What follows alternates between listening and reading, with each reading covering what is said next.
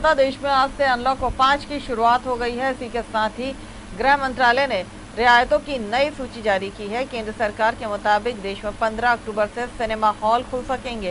इसके अलावा राज्य सरकारें 15 अक्टूबर के बाद स्कूलों को खोलने का फैसला स्थिति का आकलन करने के बाद कर सकती है। 15 अक्टूबर से स्विमिंग पूल भी शुरू हो जाएंगे। और इसी खबर पर हमारे साथ फोन लाइन पर मौजूद है हमारे state head Rajesh Saxena ji. Rajesh, unlock 5 की शुरुआत हो गई है आज से और लंबे वक्त से ये इंतजार किया जा रहा था कि आखिर कब सिनेमा हॉल, मल्टीप्लेक्स और थिएटर खोले जाएंगे, साथ ही जिम और स्विमिंग पूल भी खोले जाएंगे। इसको लेकर गाइडलाइन जारी कर दी गई, लेकिन अभी भी स्कूल्स को लेकर 15 के बाद स्थिति का आकलन किया जाएगा। बिल्कुल स्मिता, अनलॉक 5 की जो गाइडलाइन है वो जारी कर दी गई है और सिनेमा हॉल 15 अक्टूबर से खोले जाएंगे, ये भी सामने आया है। और जिस तरह से केंद्र सरकार ने बुधवार को 6 महीने से बंद सिनेमा हॉल, मल्टीप्लेक्स और थिएटर खोलने का फैसला किया है, साथ ही स्कूल, कॉलेज, कोचिंग संस्थान इत्यादि खोलने का फैसला राज्य सरकारों के भरोसे छोड़ दिया है। अनलॉक 5 1 अक्टूबर से शुरू हो रहा है, यानी आज से, लेकिन सिनेमा हॉल और स्कूल 15 अक्टूबर से खुल सकेंगे। सिनेमा हॉल में दर्शकों की संख्या क्षमता से 50% कम रखनी होगी। इसे लेकर सरकार अगले कुछ दिनों में स्टैंडर्ड ऑपरेटिंग सिस्टम जो है SOP जारी करेगी। गृह मंत्रालय ने कहा है कि ये छूट कंटेनमेंट जोन में लागू नहीं होगी। वह 31 अक्टूबर तक पहले की तरह लॉकडाउन जारी रहेगा। सरकार ने 1 अक्टूबर से एंटरटेनमेंट पार्क पर लगी पाबंदी भी हटा दी है। इसे लेकर भी SOP बाद में जारी की जाएगी। दूसरी तरफ अगर हम एजुकेशन को लेकर बात करें, जो बच्चे स्कूल जाना चाहते हैं उन्हें अभिभावकों की लिखित मंजूरी स्कूल प्रशासन को सौंपनी होगी। साथ ही राज्य सरकारें इसको लेकर फैसला करेंगी। इसके तहत जिस तरह से ऑनलाइन डिस्टेंस लर्निंग जैसे अभी चल रही है उसी तरह चलती रहेगी। सरकार ने कहा कि इसे बंद नहीं किया जाएगा, बल्कि आगे और प्रोत्साहित इसको किया जाएगा। स्कूल प्रशासन बच्चों पर हाजिरी का दबाव नहीं बना सकेंगे, ये भी एडवाइजरी में है।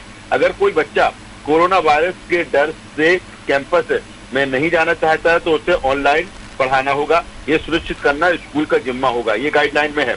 बच्चों को स्कूल या कोचिंग संस्थान जाने के लिए अभिभावकों की लिखित मंजूरी लेनी होगी, उसके बाद ही उसे प्रवेश मिलेगा। कॉलेज और उच्च शिक्षा की बात करें तो इन संस्थान में खुलने का फैसला राज्य का शिक्षा विभाग करेगा। हालांकि लागू 15 अक्टूबर के बाद ही ये हो सकेगा, जिस तरह से कहा गया है शिक्षा को लेकर, एजुकेशन को लेकर कि 15 अक्टूबर के बाद ये खुलेंगे। दूसरी तरफ अगर हम बात करें शादी समारोह की बात करें हम, या अन्य जो कार्यक्रम है, चाहे सामाजिक, अकादमिक, खेल, मनोरंजन, सांस्कृतिक, धार्मिक, राजनीतिक आयोजनों में अभी तक अधिकतम 100 लोगों के जुटने की इजाजत है। अब राज्य सरकार चाहे तो खुले आयोजन स्थलों में 100 से ज्यादा लोगों को जुटने की मंजूरी दे सकती है, लेकिन हॉल जैसी बंद जगहों पर क्षमता के 50% और अधिकतम 200 लोग जुट सकेंगे। यानी हॉल अगर 100 लोगों की क्षमता का हो तो 50 लोग जुट पाएंगे। यदि क्षमता 1000 है तो अधिकतम 200 लोग ही यहाँ पर जुट पाएंगे। इसके अलावा मास्क, सोशल डिस्टेंसिंग का नियम लागू रहेगा। ये सुनिश्चित करना आयोजन का जिम्मा होगा। दूसरी तरफ अगर हम खेल की बात कर ले तो सिर्फ ट्रेनिंग के लिए स्विमिंग पूल खोले गए हैं। निर्देश के अनुसार खिलाड़ियों की ट्रेनिंग को देखते हुए स्विमिंग पूल खोलने का फैसला हुआ है, लेकिन इसमें आम लोग नहीं जा सकेंगे। एंटरटेनमेंट पार्क भी नहीं खुल सकेंगे। दूसरी तरफ गृह मंत्रालय द्वारा स्वीकृत विशेष अंतर्राष्ट्रीय जो उड़ानों के अलावा सभी प्रकार की अंतर्राष्ट्रीय जो उड़ानें हैं वो 30 अक्टूबर तक पाबंदी रहेगी। तो ये नई गाइडलाइन जो आई है अनलॉक 5 को लेकर, उसके तहत ये फैसले सरकार ने लिए हैं। 15 अक्टूबर के बाद फिर एक नए सिरे से इसका रिव्यू होगा कि क्या कुछ परिस्थितियां कोरोना को लेकर है, लेकिन फिलहाल इसी तरह की गाइडलाइन अभी केंद्र सरकार ने जारी की है। राजेश जी, आपने अभी धार्मिक चीजों की बात की कि धार्मिक जो अनुष्ठान है या कार्यक्रम है उनको लेकर भी छूट थोड़ी सी दे दी गई है, क्योंकि अब दुर्गा उत्सव सामने है और इसको लेकर लगातार ये हमने देखा है कि लोगों ने अपनी बातें भी सरकार के सामने रखी हैं। हालांकि मुझे लगता है शायद ये फैसला राज्य सरकार के ऊपर होगा कि दुर्गा उत्सव को लेकर किस तरह की तैयारियां होनी चाहिए। इसकी गाइडलाइन जारी तो कर दी गई है, लेकिन क्या अनलॉक 5 में जो गाइडलाइनें हैं उसमें किसी तरह से कोई छूट और दी गई है? बिल्कुल यही जिस तरह से अभी मैं जिक्र कर रहा था स्मिता की, अनलॉक 5 में जिस तरह से कोई भी समारोह है, चाहे वो सामाजिक हो, अकादमिक हो, खेल हो, मनोरंजन, सांस्कृतिक और साथ ही धार्मिक, राजनीतिक, तो धार्मिक जिस तरह से दुर्गा उत्सव आने वाला है, तो ऐसे में जो इसका क्राइटेरिया बनाया गया है कि जिस जगह पर दुर्गा प्रतिमाएं स्थापित हैं, एरिया वाइज उसमें कितने लोग इकट्ठे उसके हो सकते हैं। हालांकि मध्य प्रदेश की बात करें तो मध्य प्रदेश सरकार ने और प्रशासन ने इसके लिए दिशा निर्देश जारी कर दिए हैं कि पंडाल कितने बाई कितने का होगा, एक साथ कितने लोग वहां पर जुट सकेंगे। और जिस तरह से अन्य आयोजन होते हैं हर साल, हम जिस तरह से दुर्गा उत्सव पर देखते हैं, इस तरह के कोई उत्सव नहीं होंगे। सिर्फ जो दुर्गा प्रतिमाएं स्थापित होंगी और वहीं पर लोग आ जा सकेंगे।